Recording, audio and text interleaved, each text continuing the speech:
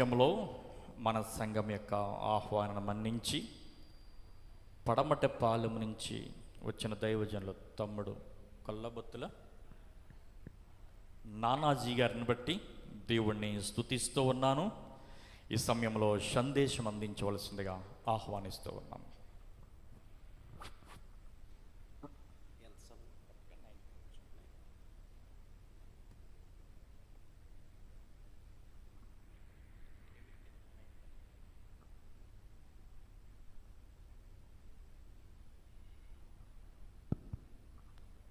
దేవుని యొక్క అతి పరిశుద్ధమైన ఘనమైన శ్రేష్టమైనటువంటి ఉన్నతమైన మహిమ గల ప్రశస్తమైనటువంటి యేసయ్య నామానికి మహిమ ఘనత ప్రభావములు యుగయుగములు కలుగునుగాక.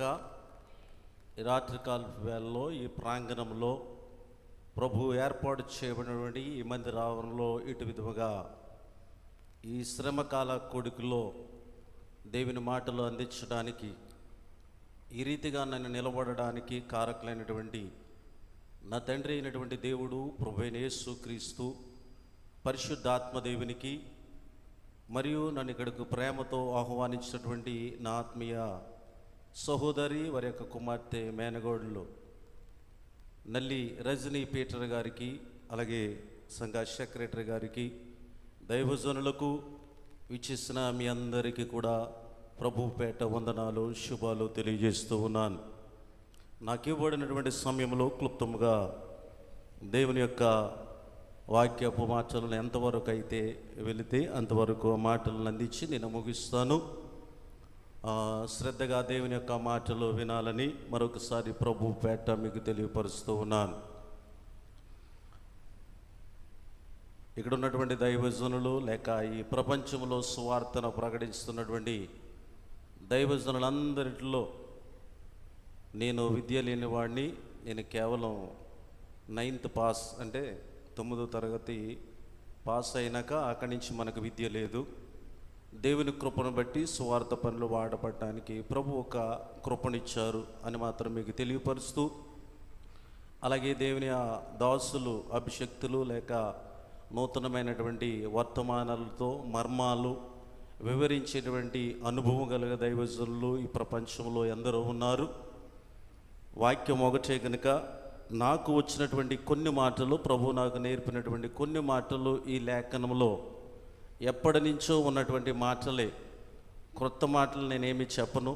ఇదివరకు మీరు విన్నటువంటి మాటల్లోనే కొన్ని మాటలు మీకు చెప్పాలని ఆశపడుతూ ఉన్నాను. మంచిది, ప్రార్థన చేసుకుందాం.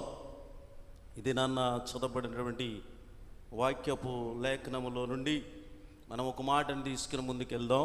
వెళ్ళే ముందు చిన్న ప్రార్థన చేసుకుందాం. కృపా సత్య సంపన్నుడా, సర్వోన్నతుడా, సర్వశక్తిమంతుడా, మహిమ గల ప్రభువానికి వందనాలు, స్తోత్రాలు తండ్రి. మరొకసారి నన్ను ఈ రాత్రికాల వేళలో నీ మందిరావరణలో నిలబెట్టారు.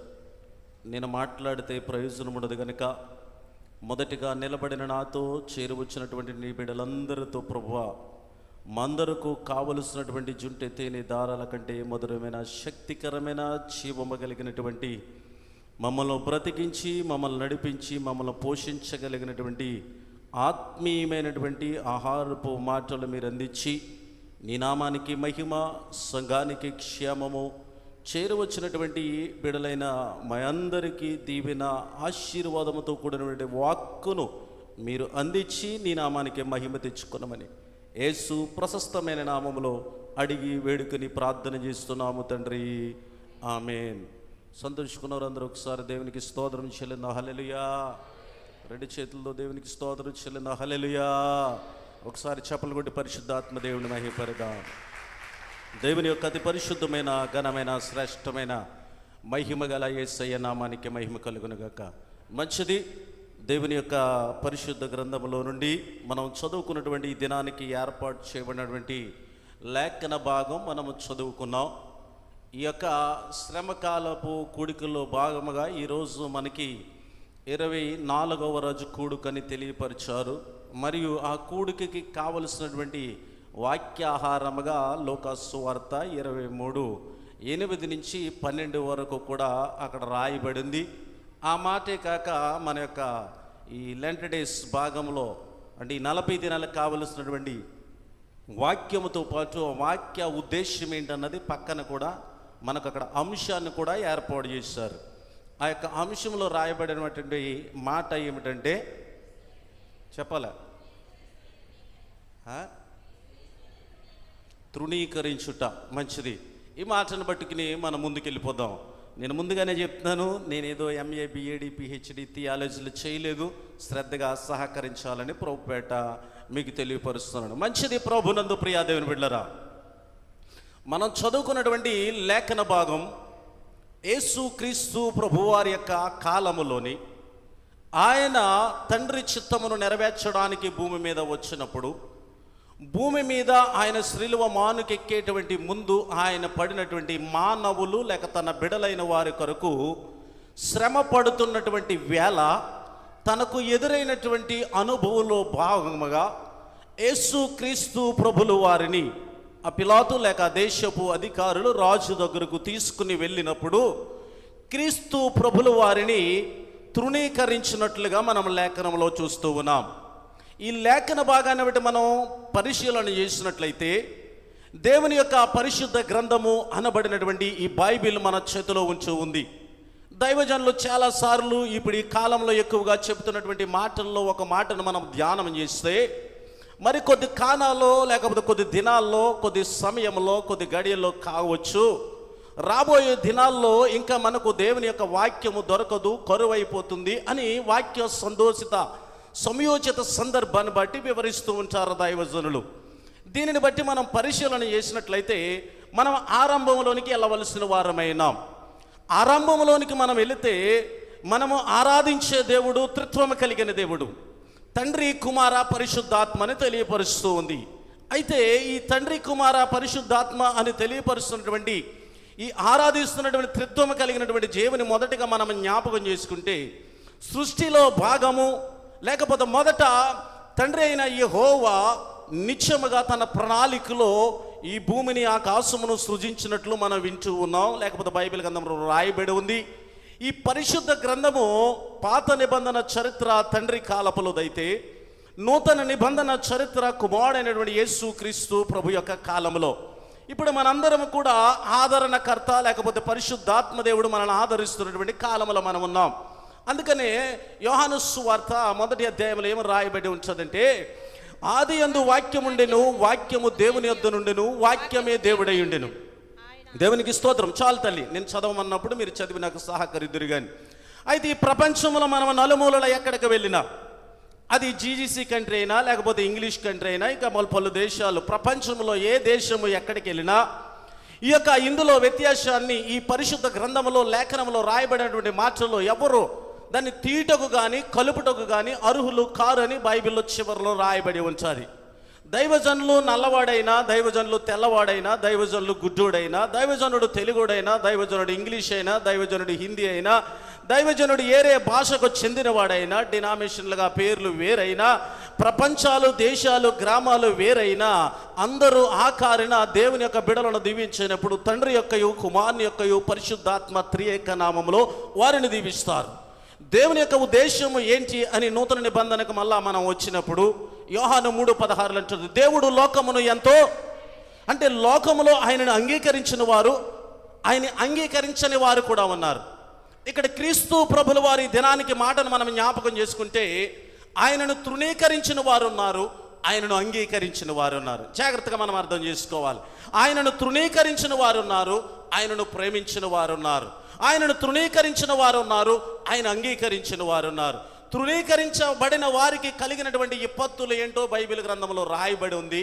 ఆయనను అంగీకరించిన వారు ఏ విధంగా ఆశీర్వదింపబడ్డారో, దీవింపబడ్డారో కూడా చరిత్రలో తేటతెల్లగా దేవుని యొక్క మాటలో రాయబడి ఉంది. ప్రభునందు ప్రియా దేవుని బిడ్డలారా, అయితే ఈ లేఖనాన్ని బట్టి మనం పరిశీలించినట్లయితే ఏటేటా పండుగ అన్నట్టుగా ప్రతి సంవత్సరము కూడా, అయ్యగారు కొంచెం తక్కువే పెట్టండి సౌండ్, దేవునికి స్తోత్రం. నాది బేస్ వాయిస్ కదా, కొంచెం రీసౌండ్ వస్తుంది, తక్కువ పెట్టండి. దేవునికి స్తోత్రం. అయితే ఏటేటా పండుగ అన్నట్లుగా ప్రభునందు ప్రియా దేవుని బిడ్డలారా, ప్రతి సంవత్సరము కూడా 40 దినాలు శ్రమ దినాలు అనేటువంటి మాటలను వాక్యపు ద్వారాగా మనం తీసుకుని దాని ఆచరణలోనికి మనం వెళ్తూ ఉంటాం.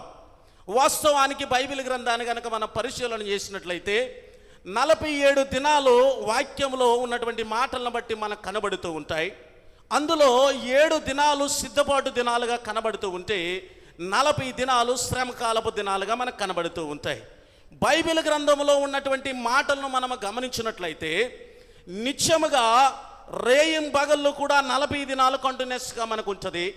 ఇప్పుడు మనం ఆచరించేటువంటి భక్తిలో పునరుద్ధానపు ఆరాధన పక్కన పెడతాం.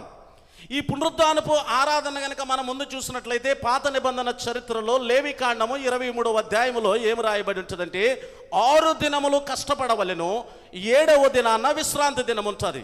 ఈ విశ్రాంతి దినము పాత నిబంధన చరిత్ర. ఈ విశ్రాంతి దినము కాస్త క్రీస్తు ప్రభులు వారు ఆయన మన మధ్యకు వచ్చినప్పుడు, మనతో ఉండినప్పుడు, ఆయన శిలువ మ్రానుకెక్కి ఆయన మరణించి వాగ్దానమును తండ్రి చిత్తమును నెరవేర్చి మరలా తిరిగి పునరుద్ధానుడై తిరిగి లేచుట ద్వారాగా ఈ విశ్రాంతి దినము కాస్త మనం ఇప్పుడు ప్రతి ఆదివారాన్ని కూడా పునరుద్ధానపు ఆశీర్వాదపు దినం అంటాం. నమ్మితే చప్పలు కొట్టి ఒకసారి ప్రభుని మహిమపడదాం. దేవునికి స్తోత్రం. అయితే ఇక్కడ మనం చూసినట్లయితే ప్రభునందు ప్రియా దేవుని బిడ్డలారా, ప్రభువుని తృణీకరించినటువంటి దినం. ఎవరు తృణీకరించారు? ఎందుకు తృణీకరించారు? ఎవరు ఆయన మాట విన్నారు? ఎవరు ఆయన మాట వినటం వల్ల దీవెన ఆశీర్వాదము పొందారు? తృణీకరించబడటము వలన వారికి ఏమి కలుగుతుంది? ఆయనను అంగీకరించబడటం వలన ఏమి కలుగుతుంది? ఈ రాత్రి సమూహముగా మనందరము చేరి వచ్చామంటే ఆయనను అంగీకరించాం. చప్పలు కొట్టాల దేవునికి స్తోత్రం. ఆయనను తృణీకరింపబడిన వారు ఈరోజు మందిరములో లేకపోవచ్చు. ఆయన తృణీకరింపబడిన వారి సంఖ్యలో అంగీకరించిన వారు కూడా సమయం లేక ఒకవేళ ఈ రాత్రి ప్రభు సన్నిధికి రాకపోవచ్చు. కానీ ఎవరు ఆయనను అంగీకరించారో ఆయనకు మాత్రమే తెలుసు. దేవునికి స్తోత్రం. ఎవరు ఆయనను అంగీకరించారో ఆయనకి మాత్రమే తెలుసు. మానవుడు పై రూపాన్ని చూస్తాడు, దేవుడు హృదయాంతరంగాన్ని పరిశోధిస్తాడు. మానవుడు పై రూపాన్ని చూసి మాట్లాడగలుగుతాడు, దేవుడు హృదయాంతరంగాన్ని చూసి ఆయన వాక్కును నెరవేర్చగలిగిన వాడు ఉన్నారు. మందిరానికి వచ్చిన వారందరూ కూడా ఆయన అంగీకరించినట్లు కాదు. మానవులు చెప్పగలరు మేమందరము కూడా ఆయనను అంగీకరించామని. మందిరానికి వెలుపల ఉన్నవారు ఆయనను తిరస్కరించారని కాదు. మానవులుగా మనం చెప్పగలము, కానీ క్రీస్తు ప్రభుల వారు చెప్పగలరు. ఆయన ఎట్లా చెప్పగలరంటే, ఎవరైతే ఆయనను అంగీకరించారో కేవలము ఆయన అంగీకరించారు అనడానికి రుజువు కావాలి, ఆధారము కావాలి. రుజువు కావాలి, ఆధారము కావాలి. ఎబ్రీ పత్రిక 11వ అధ్యాయము మొదట్లో అంటది, విశ్వాసం అనేది నిరీక్షింపబడి వాటి యొక్క నిజస్వరూపము. చెప్పలు కొడదాం ఒకసారి. దేవునికి స్తోత్రం. విశ్వాసం అనేది నిరీక్షింపబడి వాటి యొక్క నిజస్వరూపం అనేది రుజువై ఉన్నదంటది. ఒకవేళ రాసుకుంటే మీరు రిఫరెన్స్ రాసుకోండి. దేవునికి స్తోత్రం. విశ్వాసం అనేది నిరీక్షింపబడి వాటి యొక్క నిజస్వరూపం అని హెబ్రీ పత్రిక 11 మొదట్లో రాయబడి ఉంటుంది. ఈ విశ్వాసం ఎవరికి కనబడుతుంది చెప్పాలా? ఈ విశ్వాసం దైవజనుడు కనబడుతుందా? ఈ విశ్వాసం పక్కనున్న వారికి కనబడుతుందా? ఈ విశ్వాసము ఈ ప్రజలకు కనబడుతుందా అంటే కనబడదు. ఒకవేళ ప్రజలకు కనబడుతుంది చక్కగా తెల్లటి వస్త్రాలు, ప్రజలకు కనబడుతుంది చక్కగా దేవుని మందిరానికి క్రమముగా పద్ధతిగా వస్తాయి. విశ్వాసులకు కనబడుతుంది ఆయా అర్పణలో దేవునికి అర్పించడం ద్వారా అని. దేవునికి స్తోత్రం. ఏ మానవుడికి కూడా పరిపూర్ణముగా 100% విశ్వాసమును చూడలేడు. విశ్వాసమును చూడగలిగిన వాడు, విశ్వాసమును కనుగొనగలిగిన వాడు క్రీస్తు ప్రభుల వారు ఒక్కరే. చప్పలు కొట్టాల దేవునికి స్తోత్రం. హల్లెలూయా. చూడండి ప్రభునందు ప్రియా దేవుని బిడ్డలారా, మత్తయి సువార్త 9వ అధ్యాయం 2వ చరణము చదవండి. మత్తయి సువార్త. Here's a dumb question. Do you need to spend $75,000 for flagship AI features? 9:2 పక్షవాయువు కలిగిన జ్వరం రాయబడి ఉంటుంది. ఇదిగో జనులు పక్షవాయుతో మంచము పట్టి ఉన్న యొకని యొద్దకు తీసుకుని వచ్చిరి. యేసు వారి విశ్వాసమును చూచి, కుమారుడా ధైర్యముగా ఉండు. చాలు. మనకు కావాల్సింది ఏంటి? యేసు వారి యొక్క విశ్వాసమును చూసి. ఈరోజు మనకి ఈ 24వ దినము ఉద్దేశము, అంశం ఏంటంటే తృణీకరింపబడుట. ఎందుకు యేసు క్రీస్తు ప్రభువు తృణీకరింపబడ్డాడు? ఎవరి చేత ఆయన తృణీకరింపబడ్డాడు? క్రీస్తు ప్రభుల వారు ఎవరిని విశ్వాసిగా కనుగొన్నాడు? క్రీస్తు ప్రభుల వారు ఎవరిని అవిశ్వాసిగా కనుగొన్నాడు? అవిశ్వాసి అనగా ఆయన తృణీకరింపబడుటయే. దేవునికి స్తోత్రం, హల్లెలూయా. యేసు ఇక్కడ ఏం చూశాడంటే మనం గమనించినట్లయితే యేసు క్రీస్తు ప్రభుల వారి దగ్గరికి పక్షవాయువు కలిగినటువంటి ఒక వ్యక్తిని తీసుకొచ్చారు. యేసుక్రీస్తు ప్రభుతో శిష్యులు కూడా చాలామంది ఉన్నారు. కానీ యేసుక్రీస్తు ప్రభుతో ఉన్నటువంటి శిష్యులకు పక్షవాయువు కలిగినటువంటి వ్యక్తి మరియు పక్షవాయువు కలిగినటువంటి వ్యక్తిని తీసుకొచ్చినటువంటి జనులు మాత్రమే కనబడుతూ ఉన్నారు. జాగ్రత్తగా వినాలి. కానీ యేసుక్రీస్తు ప్రభువుకు కనబడుతున్నది ఏంటంటే పక్షవాయువు కలిగినటువంటి వ్యక్తి, పక్షవాయువు కలిగినటువంటి వ్యక్తిని తీసుకొచ్చినటువంటి జనులు మరియు వారి విశ్వాసము కూడా క్రీస్తు ప్రభువుల వారికి కనబడుతుంది. అంటే యేసు క్రీస్తు ప్రభుని వారిని తృణీకరించలేదు, వారు అంగీకరించారు. నమ్మితే చప్పలు కొడదాం. దేవునికి స్తోత్రం, హల్లెలూయా. అందుకనే పాత నిబంధన చరిత్ర తండ్రి కాలంలోనికి మనకు వెనక్కి వెళితే ద్వితీయోపదేశకాండము 28వ అధ్యాయం మొదట్లో మనం చూసినట్లయితే అంటాడు, నీ దేవుడైనటువంటి యెహోవా మాటను నీవు శ్రద్ధగా వినాలంటే ఎలాగ వినాలి చూడండి. ఈ ద్వితీయోపదేశకాండము 68 చరణాలు ఉంటాయి. 68 చరణాల్లో 14 చరణాల వరకు మనం చదివితే దేవుని మాట మనము వింటే, దేవునిని తృణీకరించకుండా అంగీకరిస్తే ఎట్టి దీవెన కలుగుతుందో. ఆ 15వ చరణం నుంచి 68వ చరణం వరకు మనం చూస్తే దేవునిని తృణీకరిస్తే, దేవునికి వ్యతిరేకముగా ఉంటే ఎటువంటి శాపము లేకపోతే నష్టాన్ని కలుగుతుందో అందులో రాయబడి ఉంది. దేవునికి స్తోత్రం, హల్లెలూయా, హల్లెలూయా. ప్రసంగాలు కూడా 3 రకాలుగా ఉంటాయి. మన దేవుడు ఏ విధముగా త్రిత్వం కలిగిన దేవుడో ప్రసంగాలు చాలామంది దైవజనులు ప్రసంగాలు చేసేటప్పుడు సబ్జెక్టుగా ఉంటుంది. ఆనందం అనే మాటను తీసుకున్నారనుకో, కీర్తనల గ్రంథం 1వ అధ్యాయం 2వ వచనం తీసుకుంటారు. యెహోవా ధర్మశాస్త్రమును ఆనందించుచు దివారాత్రం ఆనందించువాడు. లేకపోతే పిలిపిలికి రాసిన పత్రిక 4వ అధ్యాయం 4వ వచనం తీసుకుంటాడు. ఎల్లప్పుడూ ఆనందించుడి, మరలా చెప్పుదును ప్రభునందు ఆనందించుడి. Rejoice in to the Lord, ఎలాగోస్ again I say rejoice in to the Lord. అంటే ప్రభునందు ఆనందించమంటాడు. ఇర్మియా 15:16 చూసుకుంటే, దేవా నీ మాటలు నాకు దొరకగా అవి నాకు ఆనందమును, అవి నాకు సంతోషమును.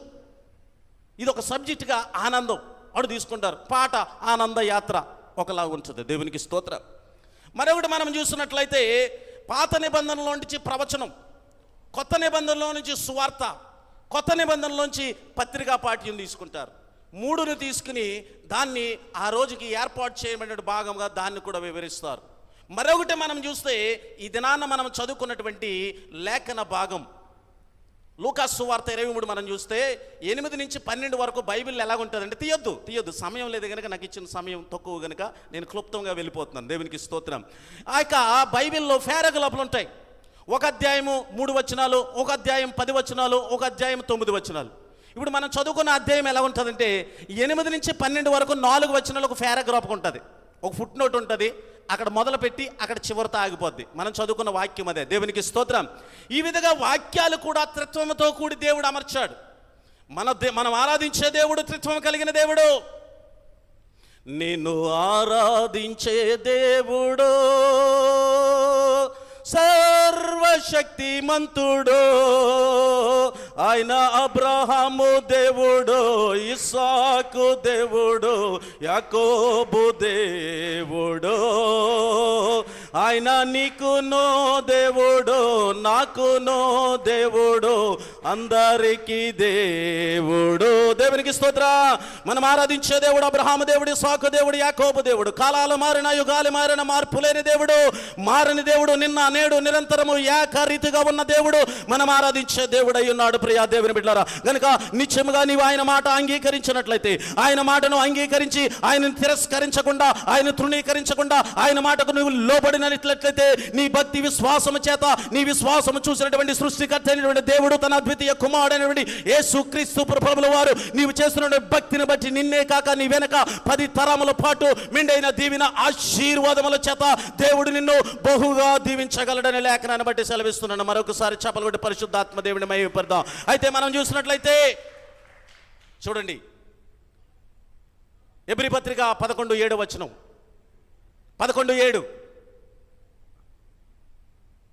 విశ్వాసమును బట్టి నోవహు 10 వరకు చూడని సంగతులను గూర్చి దేవుని చేత హెచ్చరింపబడి భయభక్తులు గలవాడై తన ఇంటి వారి రక్షణ కొరకు ఒక ఓడను సిద్ధము చేసెను. చాలు. దేవునికి స్తోత్రం. మొట్టమొదటిదిగా 40 దినాలు శ్రమ పడిన వారు ఎవరండి?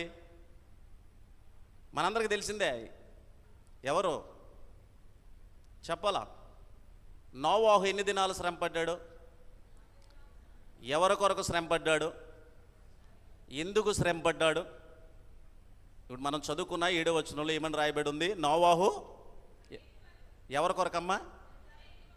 ఎవరి కొరకు? ఈరోజు మనందరం కూడా ప్రభు సన్నిధికి ఎవరి కోసం రావాలా? చాలామంది ఏమంటున్నారు, దేవుని కోసం వస్తున్నామండి, శ్రమలోనే అంటున్నారు. దేవుని కోసం నువ్వు రావాల్సిన పనేమిలే. దేవునికి స్తోత్రం. నీ కొరకు, నీ ఇంటి కొరకు, నీ రక్షణ కొరకు నువ్వు రావాలా. దేవునికి స్తోత్రం. నీ రక్షణ కొరకు క్రీస్తుతో పాటు నీవు కూడా ఆ శ్రమలో పాలి భాగస్తులుగా ఉండాలన్నది దేవుని యొక్క ఉద్దేశం. దేవునికి స్తోత్రం. నోవాహు 40 దినాలు శ్రమ పడ్డాడు. ఎందుకు శ్రమ పడ్డాడంటే, మొట్టమొదట దేవుని యొక్క మాట విన్నాడు. దేవుని యొక్క మాట విని ఆయన ఏ ఆజ్ఞ అయితే ఆయనకు అనుగ్రహించాడో ఆజ్ఞను తూచా తప్పకుండా నెరవేర్చినట్లు మనకు కనబడుతుంది. ఆదికాండము 7వ అధ్యాయము 4వ వచనం చదువు తల్లి. ఎందుకనగా ఇంకను 7 దినములకు నేను 40 పగళ్లను 40 రాత్రులను భూమి మీద వర్షము కురిపించి నేను చేసిన సమస్త జీవరాశులను భూమి మీద ఉండకుండా తుడిచివేయుదును. చాలు తల్లి. తండ్రి అయిన యెహోవా నోవాహుతో ఇట్లా మాట్లాడడానికి గల కారణం ఏంటి? తండ్రి అయిన యెహోవా తన సృజించిన సృష్టి, తన పిల్లలైన వారితో, అందులో నోవాహును ఏర్పాటు చేసుకుని నోవాహుతో ఈ మాట మాట్లాడడానికి గల కారణం ఏంటంటే, తన పోలికలో తన స్వరూపంలో నిర్మించబడినటువంటి నరులు, మానవులు అనబడిన వారు తండ్రి అయినటువంటి దేవుణ్ణి తిరస్కరించారు. దేవుని మాటను అంగీకరించలేదు. దేవునిని తృణీకరించారు. దేవునిని తృణీకరించడం ద్వారా దేవునికి ఏమి కలిగిందంటే కోపము కలిగింది. దేవునికి స్తోత్రం. ఆయనను మరొక అవకాశం ఇచ్చాడు. ఇదిగో నేను వాక్కు చేతనే నీకు ప్రత్యక్షమై నేను మాట్లాడుతూ ఉన్నాను. వారికి మరొక 7 దినములు నేను ఇస్తూ ఉన్నాను. నోవాహు మరి 7 దినముల తర్వాత తప్పించుకొనడానికి, దేవునికి స్తోత్రం, హల్లెలూయా.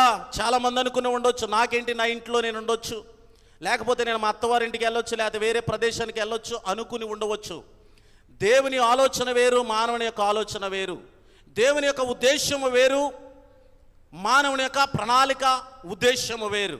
అందుకని ఆయన ఆకాశము నుండి జలమును, ఆ జలము మళ్ళా భూమి నుండి పైకి తేలుతూ వస్తున్నట్లుగా, అందులో నుంచి ఎవ్వరు కూడా తప్పించుకునడానికి వీలులేదు. తప్పించుకుందువా దేవుని యొద్ద నుండి, రాజువి అయినా అధికారివి అయినా తప్పించుకుందువా,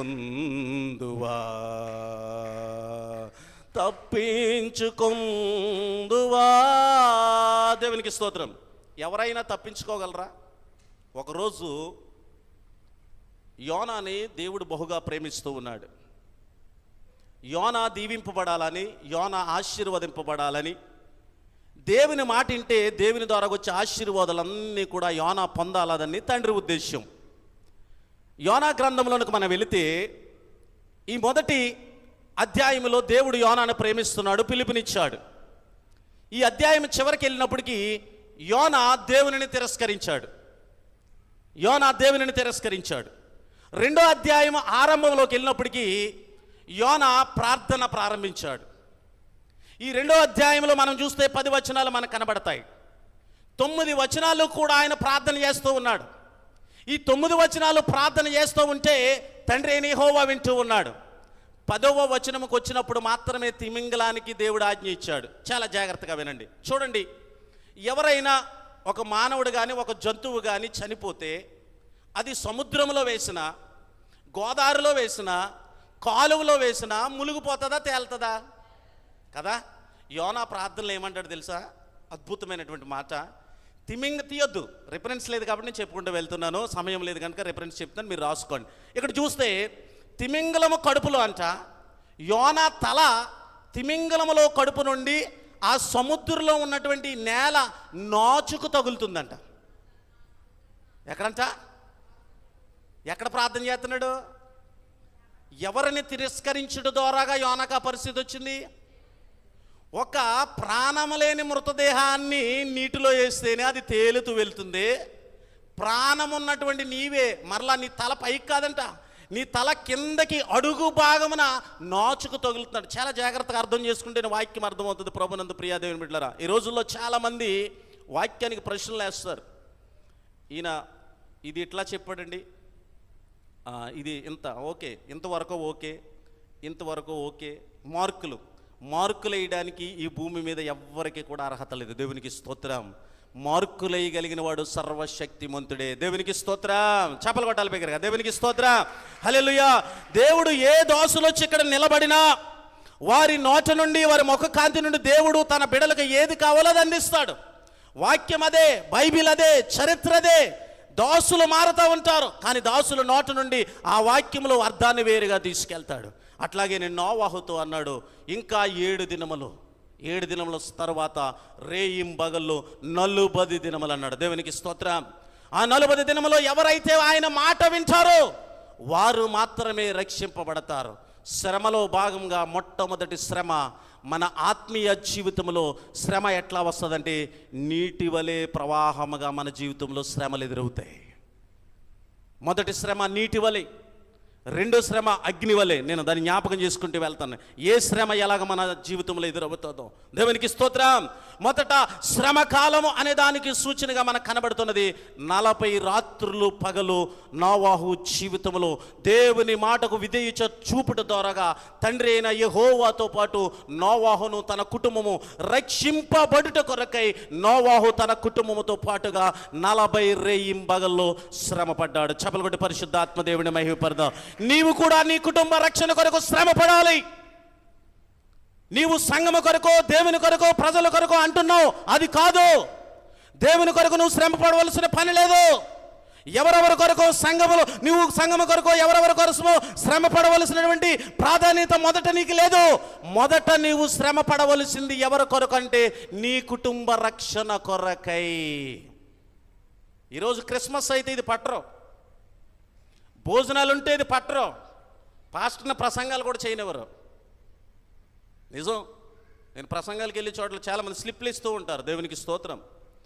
అయ్యగారు భోజనాలు రెడీ అయిపోయి పెట్టేయమంటారా? దేవునికి స్తోత్రం.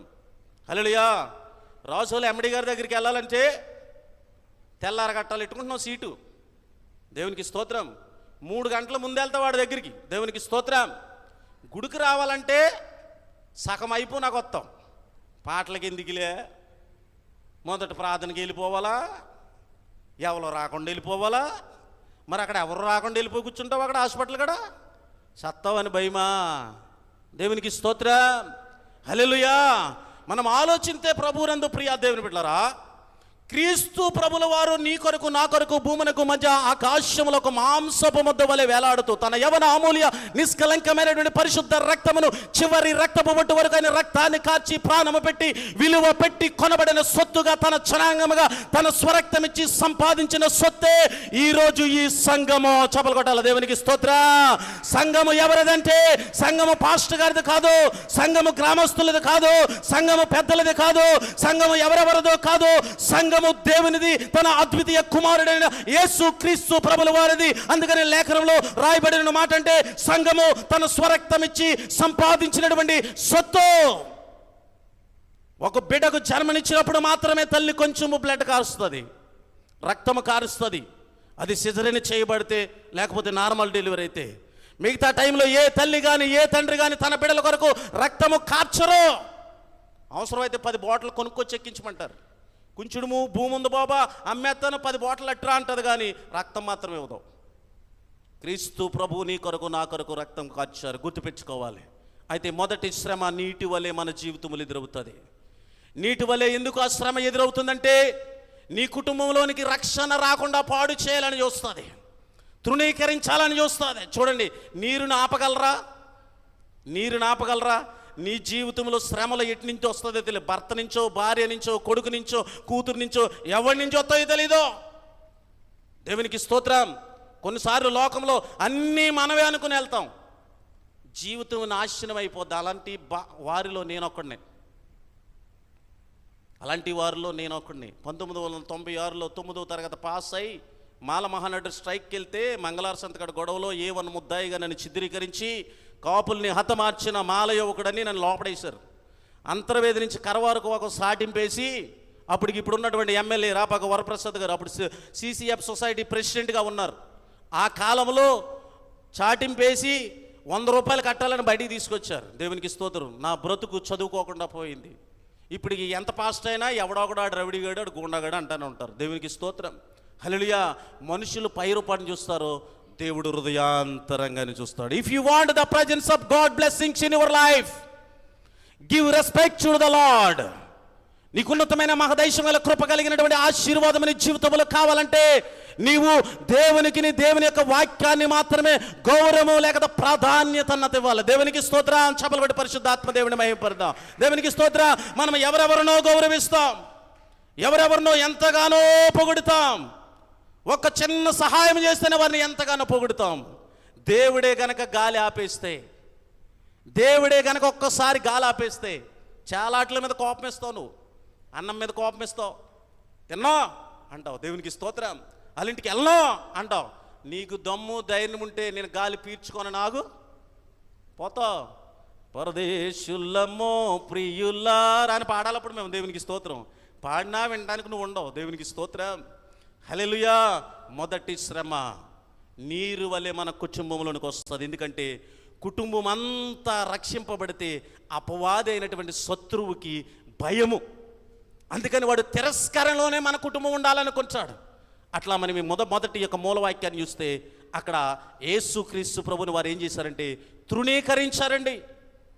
తృణీకరించారు. దేవునికి స్తోత్రం. అలాగే ఆదిలో దేవుని యొక్క ప్రజలు ఆయన తృణీకరించినప్పుడు ఆయన మాట విన్నవాడిగా చరిత్రలో ఒకే ఒక్కడు నోవాహు నిలబడినట్లుగా మనం చూస్తూ ఉన్నాం. 40 రాత్రులు 40 పగళ్ళు దేవుని కొరకును తన కుటుంబ రక్షణ కొరకును ఆయన ఏం చేశాడంటే శ్రమ పడ్డాడు.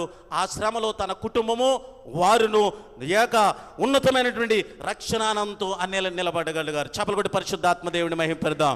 రెండవది మనం చూసినట్లయితే కీర్తనల గ్రంథము 77:19-20 ఒకసారి చదవండి. 77:19-20. నీ మార్గము సముద్రములో నుండెను, నీ త్రోవలు మహాజలములలో ఉండెను, నీ అడుగు జాడలు గుర్తింపబడక ఉండెను. మోషే అహరోనుల చేత నీ ప్రజలను మందవలే నడిపించెను. చాలు. హెబ్రీ పత్రిక 11:28-29 చదువమ్మా.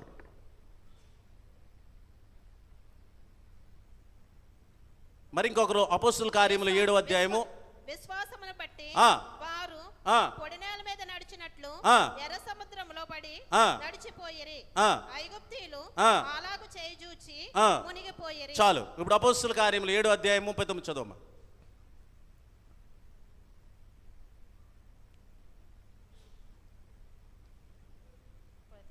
దయను జ్ఞానమును ఐగుప్తు రాజైన ఫరో ఎదుట అతనికి అనుగ్రహించినందున ఫరో ఐగుప్తునకును తన ఇంటికంతటికిని అతనిని అధిపతిగా నియమించెను.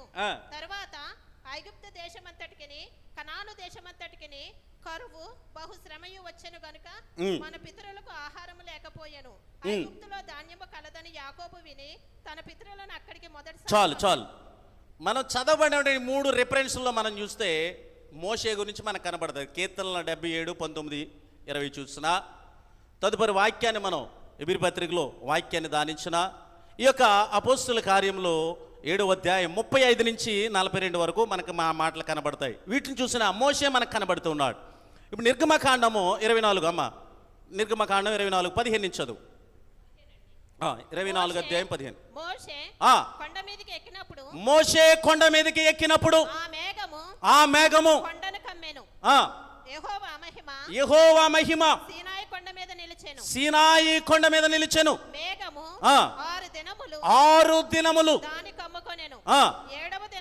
7వ దినన ఆయన ఆ మేఘములో నుండి మోషేను పిలిచినప్పుడు యెహోవా మహిమ ఆ కొండ శిఖరము మీద దహించు అగ్ని వలె ఇశ్రాయేలు కన్నులకు కనబడిన. చపలు కట్టి మరొకసారి పరిశుద్ధాత్మ దేవుని మహిమపరచు. దేవునికి స్తోత్రం. రెండవ శ్రమ అగ్ని వంటిది. అగ్ని వంటి శ్రమ ఎదురైంది. ఇక్కడ మోషే 40 రాత్రులు 40 పగళ్ళు ఆ సీనాయి కొండ మీద ఆ భయంకరమైన, చూడండి మనకు స్త్రీలు చిన్న వంట చేసినప్పుడు, కూర వండినప్పుడు ఆ మూత ఎత్తే కొంచెం ఆవిరికే కొంచెం అంత కాలిందంటే ఇంకా పురుషులకు భోజనం కూడా పెట్టరు. నువ్వు ఈ కూర అట్టుకొచ్చావు అందుకే నాకు చెయ్యి కాలిందని. ఏ కూర అట్టుకొచ్చినా మూత తీసినప్పుడు సరిగ్గా తీయకపోతే కాలుతుంది. దేవునికి స్తోత్రం, హల్లెలూయా. ఏదో భర్త కూర అట్టుకొచ్చినందుకే కాలలేదు, నువ్వు మూత సరిగ్గా తీయలేదు కాబట్టి కాలుతుంది. దేవునికి స్తోత్రం, హల్లెలూయా. అలాగని మేము తప్పుగా అంటలేదు. దేవునికి స్తోత్రం. అంటే ఎందుకు చెప్తానంటే, చిన్న ఆవిరి అలా కాలితేనే మనంతం భరించుకోలేము కదా. అటువంటిది నోవాహు యొక్క మోషే 40 రాత్రులు 40 పగళ్ళు సీనాయి కొండ మీద, ఆ యొక్క అగ్ని ఎలా ఉందంటే దహించు అగ్ని. ఆ దహించు అగ్నిలో 40 రాత్రులు 40 పగళ్ళు ఆయన ఎవరి కొరకున్నారు? మనం మొదట చూస్తాం నోవాహు తన కుటుంబ రక్షణ కొరకై. ఇక్కడ మనం చదువుకున్న 4 రిఫరెన్స్ని ఇంక్లూడ్ చేసుకుని ఈ రిఫరెన్స్కి వస్తే మోషే ఎవరి కొరకున్నారంటే, ఐగుప్తులో చిక్కబడినటువంటి ఎవరైతే తండ్రి అయినటువంటి యెహోవా దేవుని తిరస్కరించారో, తృణీకరించారో, జాగ్రత్తగా వినాలి, తృణీకరించారో.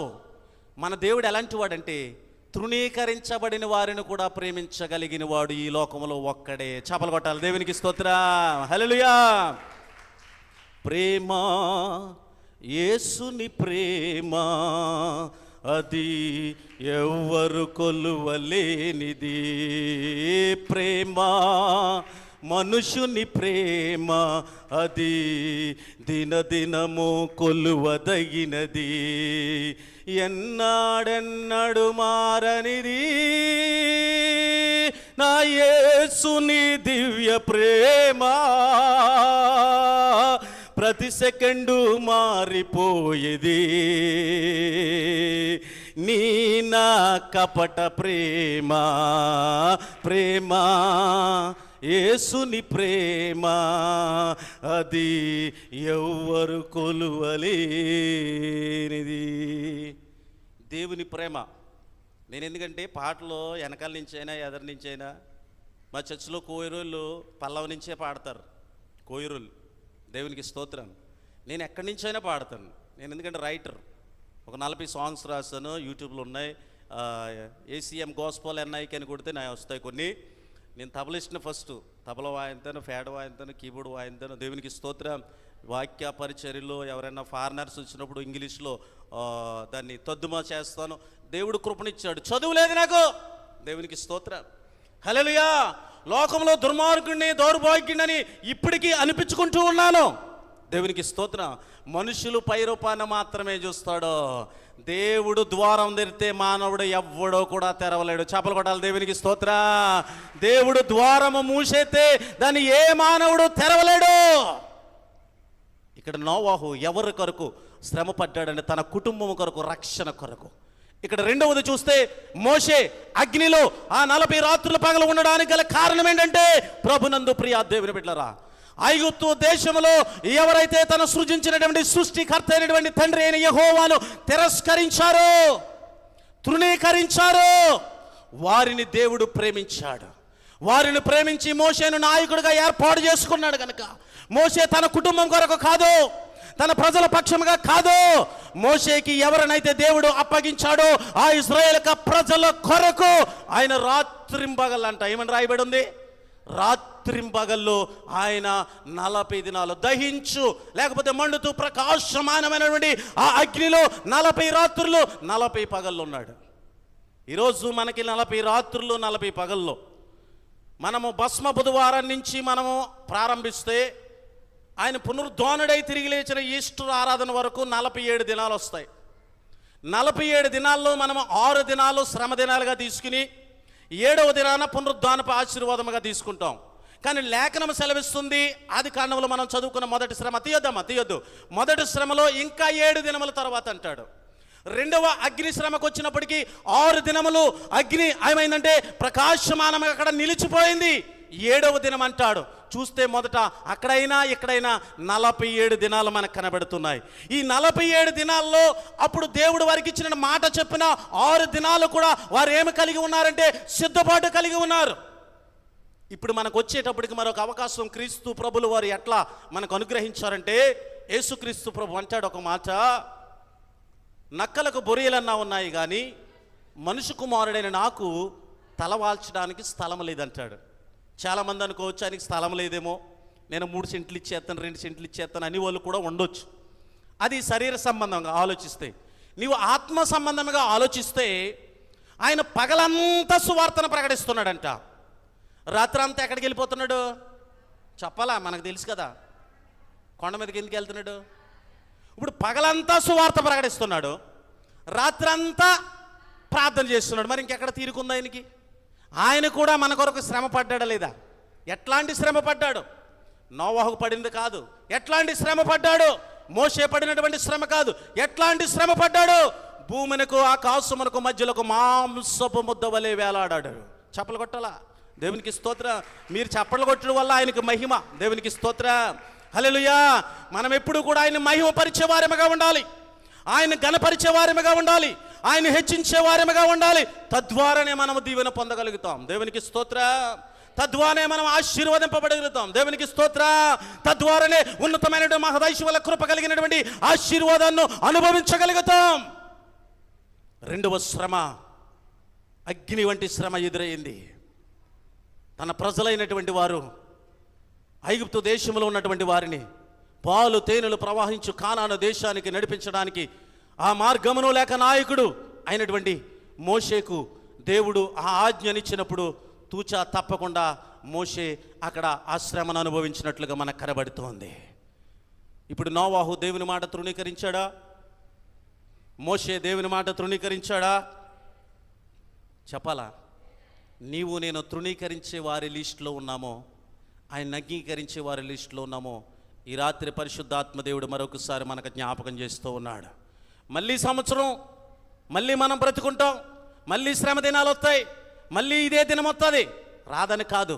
ఒకవేళ ప్రభు చిత్తం అయితే మనం వెళ్ళిపోయిన వారుగా, ఆయన పిలుపుని అందుకున్న వారుగా ఉంటాం. మోషే 90వ కీర్తనలో ప్రార్థన చేస్తూ, నరులారా మీరు రండంటే, అబ్బా పిల్లల్ని చక్క పెడతాను, అమ్మని చక్క పెడతాను, నాయన్ని చక్క పెడతాను, ఈ పొలం రిజిస్టర్ అయిపోయిందాక ఆగంటే ఆగటం ఏమీ లేదో. దేవునికి స్తోత్రం. ఏదో దుబాయ్ లేకపోతే కువైట్, మస్కెట్, యూకే వెళ్ళినట్టు వీజా వస్తుంది, టికెట్ వస్తుంది, ఇమిగ్రేషన్ స్టాంపింగ్ అన్నట్టు తెలీదు. అసలు ఏ ఫ్లైటో నీకు తెలీదు, ఎప్పుడు నీ టిక్కెట్టో తెలియదు. దేవునికి స్తోత్రం. మాట్లాడితే నాకు అంతా తెలుసు అంటాం. దేవునికి స్తోత్రం. ఏయ్ నా సంగతి తెలుసా అంటాం. దేవునికి స్తోత్రం. హల్లెలూయా. నీ సంగతి నీకే తెలియదు. ఒక్క మాట దేవునికి స్తోత్రం. నువ్వు పుట్టినప్పుడు ఎవడ నీకు స్నానం చేయించి బట్టలేహాడో నీకు తెలియదు, తెలుసా? నువ్వు రేపు చనిపోయినప్పుడు ఎవడ నీకు స్నానం చేయించి బట్టలు ఎత్తాడో నీకు తెలియదు, తెలుసా? Samsung Galaxy M56 5G ఏంటి తెలుసు? జైల్లో నేను దేవునికి స్తోత్రం భోజనం చేయకుండా కాలు పైకెట్టి నడిపించు నానా అని పాటలు పాడివ్వండి. ఒరే అన్నం తినరా బాబు, అన్నం తినకుండా నీ పాటలు ఏంటరా, నీ భక్తి ఏంటరా అని వాడు. దేవునికి స్తోత్రం. హల్లెలూయా. హల్లెలూయా. మొన్న ఏ జైల్లో అయితే ఇవ్వబడ్డానో ఆ జైల్లో, ఆ పోలీస్ స్టేషన్కి మొన్న ఎస్సీ గారు భోజనానికి పిలిచారు, మన మల్కిపురం ఎస్సీ గారు. అప్పుడు అందరూ అంటున్నారు, అదే పోలీస్ స్టేషన్లో ఈయన వేసి కొట్టారు, అదే జైలుని పెట్టారు, ఎస్ఐ గారు భోజనం పెట్టడం ఏంటి? దేవునికి స్తోత్రం. దేవుడు అంటున్నాడు, నీ శత్రువులు ఎదుట నీకు నేను భోజనం సిద్ధపరిచేదని. చపలు కొట్టాలి. దేవునికి స్తోత్ర. హల్లెలూయా. 23 సంవత్సరాల తర్వాత ఎవడైతే నన్ను లోపడేశారో అదే అధికారులు పిలిచి నాకు చక్కటి ప్రేమ ఇచ్చారు నా కుటుంబ సమేతం. కారణం ఏంటో తెలుసా? డబ్బు కాదు. కారణం ఏంటో తెలుసా? పేరు ప్రతిష్టలు కాదు. కారణం ఏంటో తెలుసా? దేవుని యొక్క కృప. The grace of grace. కృప వెంబడి కృప. చపలు కొట్టాలి బిగ్గరగా. దేవునికి స్తోత్ర. హల్లెలూయా. దేవుడు ఎప్పుడు కూడా నిన్ను తృణీకరించేవాడు కాదు. దేవుణ్ణి గనక నీవు అంగీకరిస్తే కొంచెం ఆలస్యమైనా పర్లే. దేవునికి స్తోత్రం. కొంచెం ఆలస్యమైనా పర్లే. దేవునికి స్తోత్రం. తప్పనిసరిగా నువ్వు దీవింపబడతావు, తప్పనిసరిగా నువ్వు ఆశీర్వదింపబడతావు, తప్పనిసరిగా నువ్వు హెచ్చింపబడతావు. దావీదుని తన అన్నలో పెద్దన్న అంటాడు, రే దావీదు నీ హృదయ గర్వం నాకు తెలుసు అంటాడు. తండ్రి యెహోవా అంటాడు, దావీదు నా హృదయానుసారుడు. కొట్టాలి చప్పట్లో. దేవునికి స్తోత్ర. హల్లెలూయా. హల్లెలూయా. మనుషులు పై వేషాన్ని, పై రూపాన్ని చూస్తారు.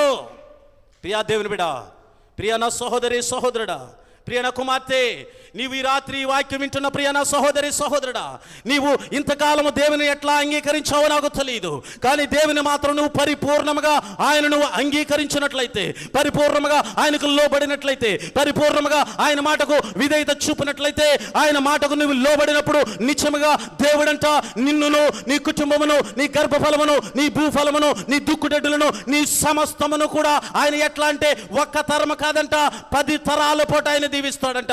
ఒకవేళ సజీవుడిగా సజీవురాలుగా ఇహమందు నువ్వు లేకపోయినా నీ పక్షముగా వ్యాజ్యమాడగలిగినటువంటి సర్వశక్తిమంతుడు మనం ఆరాధించే దేవుడు. ప్రియా దేవుని బిడ్డలారా, హేబేలు శ్రేష్టమైనటువంటి అర్పణ అర్పించడం ద్వారాగా దేవుడు ఏమి చేశాడంటే హేబేలు యొక్క అర్పణను అంగీకరించనని మనకు ఆదికాండం 4వ అధ్యాయం 4 కనబడుతుంది ప్రభునందు. ప్రియా దేవుని బిడ్డలారా, మనం చూసినట్లయితే తీయద్దు తల్లి 4వ అలాగే హెబ్రీ పత్రిక 11వ అధ్యాయం 4వ వచనంలో చూసిన హేబేలు గురించి సాక్ష్యం ఇస్తూ మాట్లాడుతూ ఉంటాడు. ప్రియా నా సహోదరి సహోదరుడు, కారణం ఏంటో తెలుసా? హేబేలు సజీవుడిగా లేకపోయినా హేబేలు గురించి సాక్ష్యం ఇస్తూ ఉన్నాడు. హేబేలు సజీవుడిగా లేకపోయినా హేబేలు యొక్క అర్పణను అంగీకరించాలని లేఖనములో తేట తెల్లగా రాయబడ్డది. నా మాటలు ఎవరు వినొద్దు, అవి లేఖనములో రాయబడిన మాటలు మీరు వినండి. లేఖనంలో రాయబడిన మాటలే మీరు వినండి. హేబేలు సజీవుడిగా ఉన్నాడా? హేబేలు విశ్వాసం ఎవరికైనా కనబడ్డదా? హేబేలు పక్షంగా ఎవరన్నా చెయ్యట్టుకుని తీసుకెళ్ళడానికి ప్రజలు ఉన్నారా? తన సొంత అన్నే దేవుడిని తిరస్కరించాడు. కయ్యేను నీ తమ్ముడైన హేబేలు ఎక్కడంటే, నా తమ్ముడికి నేనేమన్నా కావలి వాడినా అన్నాడు. అంటే హేబేలు అనుకున్నాడు ఎవరో చూడట్లేదు అని అనుకున్నాడు. దేవునికి స్తోత్రం, హల్లెలూయా. ఎవరో చూడట్లేదు అనుకున్నాడు. అందుకని మనం ఇలాగంట అంటాం, ఇలాగ అంటాం మనమా? చెప్పండి. ఇప్పుడు నా వైపు కెమెరా పెట్టారు కదా, ఇప్పుడు నేను పెట్టిన ఈ కెమెరాలు 5 కెమెరాలు, ఒక కెమెరా మీ వైపు చూపిస్తుంది, 3 కెమెరాలు నా వైపు లాగుతుంది. మెయిన్ కెమెరా ఏమో లైవ్ ఎక్కడికి వెళ్తుంది? ఎక్కడికి? చప్పలు కొట్టాలి. దేవునికి స్తోత్రం, హల్లెలూయా. మనం చూపించినా నాకు చూపించినా లైవ్ ఎక్కడికి వెళ్తుంది? భూమి ఆయన పాదపీఠము, ఆకాశము ఆయన సింహాసనం. కనుక నువ్వు ఆయన తృణీకరించే వారిలో ఉన్నావా? ఆయనను అంగీకరించే వారిగా ఉన్నావా? మొదటి శ్రమ నీటి వలె నీ జీవితంలో వస్తుంది, నువ్వు అంగీకరించు, నీ కుటుంబం రక్షింపబడుతుంది. 2వ శ్రమ అగ్ని వలె నీ జీవితంలోకి వస్తుంది, దాన్ని నువ్వు అంగీకరించు, నీ చుట్టుపక్కల ఉన్న ప్రజలందరూ, నీ సంఘము సమూహము కూడా దీవింపబడుతుంది. చప్పలు కొట్టాలి. దేవునికి స్తోత్ర. 3వ శ్రమ క్రీస్తు ప్రభుల వారే. 3వ శ్రమ ఒక కుటుంబానికి పోల్చింది కాదు, 3వ శ్రమ ఒక పట్టణానికి పోల్చింది కాదు. మనం మొదట విన్నాం ఒక కుటుంబం, 2వది విన్నాం ఒక పట్టణం. ఇప్పుడు 3వ శ్రమ క్రీస్తు ప్రభులు వారు పడినటువంటి శ్రమ యావత్ ప్రపంచంలో తన సృష్టి అయిన తన బిడ్డల కొరకు. చేపలు కొట్టాలి బిగ్గరగా. దేవునికి స్తోత్రం. సిలువ మ్రానికి ఎక్కడైనా, సిలువ మ్రానికి ఎక్కినప్పుడు కూడా సిలువ మీద యేసు ప్రభు వారు ఎలా ఉంటారు తెలుసా? ఎలా ఉంటారు?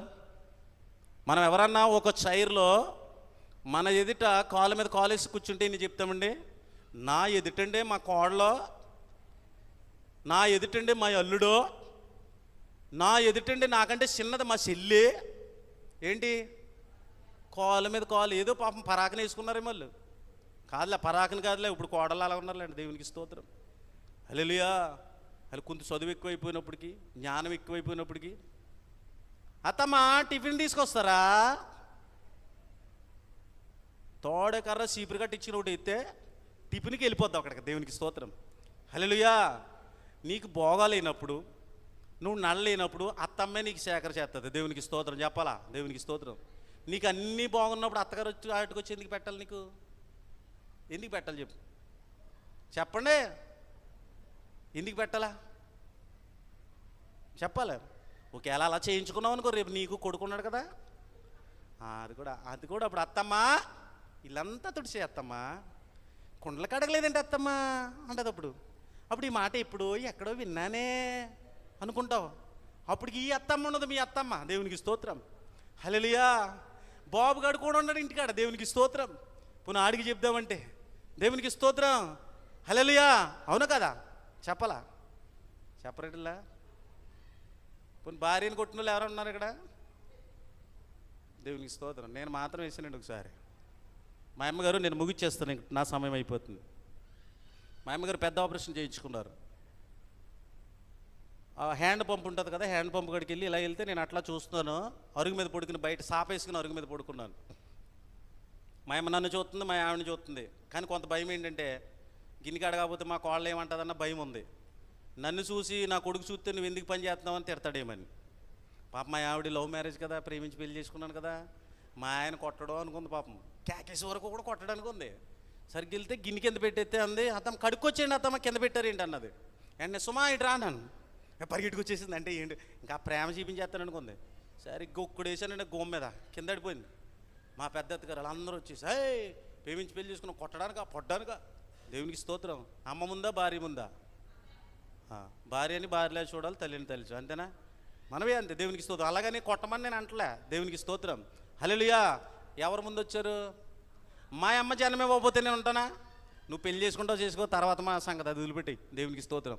మా అమ్మ జన్మిచ్చి నన్ను 18, 21 వరకు నన్ను పెంచకపోతే నీకెక్కడ పెళ్లి చేసుకుంటా ఉంటాను?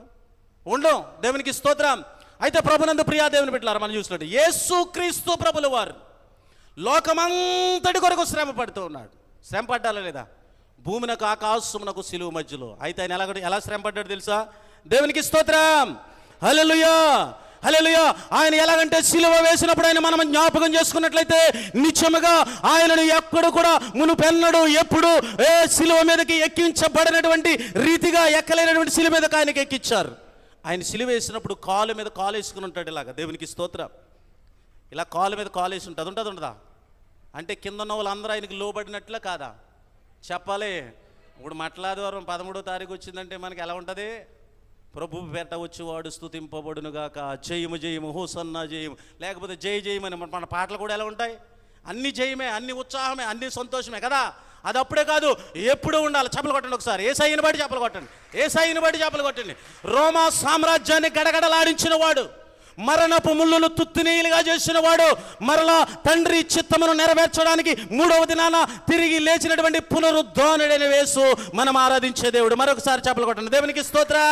హల్లెలూయా, హల్లెలూయా. రోమా సామ్రాజ్యం అనుకున్నారు, యేసు ప్రభు చరిత్ర అయిపోయింది, సిలువ వేసేసామనుకున్నారు. ఇంకా ఈయన ఎవరి కొరకు శ్రమ పడతారు, ఎవరిని రక్షిస్తాడు ఈయన అనుకున్నాడు. కానీ ఆ ప్రభులు వారే మనల్ని రక్షించాడంట. అందుకని బైబిల్ గ్రంథంలో రాయబడిన అమూల్యమైన మాట ఏంటో తెలుసా? తన స్వరక్తమిచ్చి సంపాదించినటువంటి సొత్తు సంఘము. సంఘం ఎవరిదండి? సంఘం పాస్టర్ గారిదా? కాదు. పాస్టర్ గారులు ఎంతోమంది వస్తుంటారు, వెళ్తుంటారు, వారు నిద్రిస్తుంటారు కూడా ప్రభు పిలుపునందుకుని. కానీ సంఘం ఎవరిది? సంఘము దేవునిది. సంఘాన్ని ఎవరు సంపాదించాడు? ఎవరు సంపాదించాడు? చెప్పండి. సంఘాలు కట్టించే వాళ్ళు చాలామంది రకరకాలుగా అంటారంటరా. ఇప్పుడు పడమటిపాలెం వచ్చారనుకో, పడమటిపాలెం చర్చ్ యేసుక్రీస్తు సంఘం ఉంటుంది. 10 సెంట్ల స్థలం ఇచ్చాను నేను, చర్చ్ కట్టారు. యాకోబు గారు చెప్తారు, మా మేనల్డ్ ఇచ్చాడు, ఇలాగిచ్చాడని. తూర్పాలెం ఉంది, కేసులపల్లి హై స్కూల్కి మన చర్చ్ ఉంటుంది, ఏసీఎం. అది స్థలం కొని కట్టాం. ఎప్పుడని చెప్తాను, పేర్లు చెప్పొద్దు. దేవునికి స్తోత్రం. హల్లెలూయా. కొన్నిసార్లు చెప్పాలి, కానీ అంత మాట చెప్పకూడదు. కానీ ఎవరిది? నువ్వు కేవలం స్థలం ఇస్తే సరిపోద్దా? గోడలు కట్టెత్తే సరిపోద్దా? తన ప్రజలు ఆలయంలోనికి రావాలి కదా. 84వ కీర్తన 2వ కీర్తనలు మనం చూసినట్లయితే చక్కటి మాట్లాడి, యెహోవా మందిరములకు జనులు వస్తున్నారన్నప్పుడు అంట దావీదు ఒక హృదయం అంట ఒప్పొంగిపోయింది. నేను చివరి మాట, ప్రభునందు ప్రియా దేవుని బిడ్డలారా, విశ్వాసమనున్నది నిరీక్షింపబడి వాటి యొక్క నిజస్వరూపము. ఆ విశ్వాసమును చూడగలిగిన వాడు యేసుక్రీస్తు ప్రభులు ఒక్కరే. నోవాహు యొక్క విశ్వాసాన్ని చూశాడు, మోషే యొక్క విశ్వాసాన్ని చూశాడు. చెప్పుకుంటే పోలితే బోల్డ్ మనకు కనబడతాయి. మోషేని కూడా ఆరిన నేల గుండా నడిచిపోవడానికి కారణం ఏంటి? విశ్వాసం. ఐగుప్తులు అవిశ్వాసంతో వచ్చారు, అంటే దేవుని తృణీకరించాలి, ప్రయాణం చేశారు, మునిగిపోయారు. దేవునికి స్తోత్రం. హల్లెలూయా. యేసుక్రీస్తు ప్రభుల వారు యావత్ ప్రపంచంలో ఉన్నటువంటి ప్రతి వారిని రక్షించడం కొరకు ఆయన శ్రమ పడ్డాడు. అందుకని ఆయన ఇంకా ఎదురు చూస్తూ అట్లా నోవాహు దినాల్లో కాకుండా, మోషే దినాల్లో కాకుండా, క్రీస్తు ప్రభు అనేటువంటి శ్రమలో కాకుండా ఆయన ఒక్క మాటే మనకు చివరగా ఒక్క మాట మాత్రమే చెప్పాడు. ఆయన ఎట్లా వస్తానంటే దొంగ వలె వస్తానన్నాడు. ఆయన ఎప్పుడు వస్తాడో తెలీదు. ఆయన వచ్చినప్పుడు ఆ రాకడలో మనం ఎత్తబడాలంటే, ఆ మధ్యాకాశంలో ఆ పెండ్లి విందులో మనం ఉండాలంటే, సంగమను స్త్రీగా, వధువు సంగముగా, వధువుగా సంగము అనబడి నుండి ఈ స్త్రీ సిద్ధపడాలంటే ప్రభువుని అంగీకరించాలి. ఒక కుమార్తె ఒక వరుణ్ణి వివాహం చేసుకుంటుందంటే ఆమె తృణీకరిస్తే వివాహం జరుగుతుందా? జరగదు. ఆయన్ని అంగీకరిస్తేనే వివాహం జరుగుతుంది. తృణీకరిస్తే ఆడెళ్ళి తాడు కట్టగలడా? కనుక వధువు సంఘముగా, ఈ సంఘం ఒకటే కాదు, ప్రపంచంలో ఉన్న సంఘాలన్నీ వధువు సంఘముగా ఆ ప్రియుడైన యేసయ్య కొరకు మనము ఆయనను అంగీకరించి సిద్ధపడితే మనందరము కూడా ఆ రాకడలో ఎత్తపడతామని. కనుక మనందరము కూడా మన కుటుంబ రక్షణ కొరకు, మన గ్రామ రక్షణ కొరకు, ప్రపంచ రక్షణ కొరకు తదుపరి మన యాత్ర ఇహమందు మనం ముగించుకుని ఆ పరమందు ప్రభుతో చేరడానికి మనందరము కూడా ఆయన్ను తృణీకరించే వారి జాబితాలో ఉండకుండా ఆయనను అంగీకరించే వారి యొక్క జాబితాలో ఉండి, ఇంకనూ మనం ఆయన దుఃఖపెట్టే వారముగా ఉండకుండా ఆయన్ని సంతోషపెట్టే వారముగా ఉండి, ఇంకనూ మనం ఆయన అవమానపరిచే వారముగా ఉండకుండా, ఇంకనూ మనము ఆయన యందు ఆనందించి ఆయన మన యందు ఆనందించే వారముగా ప్రభు పనిలో ఉండిన వారమైతే మెండైన దీవెన ఆశీర్వాదాలు మనం పొందగోరుతామని తెలియపరుస్తూ ఈ నా మాటలు ముగిస్తూ ఉన్నాను. ఈ మాటలను బట్టి దేవుని యొక్క నామానికి మహిమ, ఘనత, ప్రభావములు యుగ యుగములు కలుగునుగాక. మరొకసారి ఇటు అవకాశాన్ని కల్పించినటువంటి నా తండ్రి అయిన దేవుడు, ప్రభు అయిన యేసుక్రీస్తు, పరిశుద్ధాత్మ దేవునికి, దేవుని యొక్క దాసులకు, అలాగే సెక్రటరీ గారికి, సంఘ పెద్దలు, చిన్నలు, పెద్దలు, వృద్ధులు, నన్ను ప్రేమతో ఆహ్వానించినటువంటి మా మేనగోళ్ళ వారి యొక్క కుటుంబానికి నిండు వందనాలు చెల్లిస్తూ మీ కొరకు నా యొక్క మీరు నా కుటుంబం కొరకు, నా పరిచర్య కొరకు ప్రార్థన చేయాలని మీ కొరకు నేను ప్రార్థిస్తానని తెలియపరుస్తూ ఈ నా మాటలు ముగిస్తున్నాను. ఈ మాటల ద్వారా దేవుని యొక్క నామానికి మహిమ, ఘనత, ప్రభావములు యుగ యుగములు కలుగునుగాక. దేవుడు మిమ్మలను, మీ కుటుంబములు దీవించి ఆశీర్వదించునుగాక. God bless you all.